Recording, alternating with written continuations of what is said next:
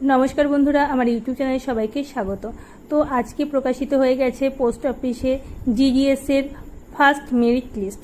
তো তোমরা যারা যারা জিডিএস এর ফর্ম ফিল আপ করেছো মাধ্যমিকের রেজাল্ট দিয়ে, তারা এই লিস্টটা দেখে নেবে। তো তোমাদের কাছে একটা বিশাল বড় একটা সুখবর হতে চলেছে। আজকে জিডিএস এর ফার্স্ট মেরিট লিস্ট প্রকাশিত হয়ে গেছে। এই ভিডিওর মাধ্যমে আমি আলোচনা করব কোথা থেকে কত কাট অফ গেছে।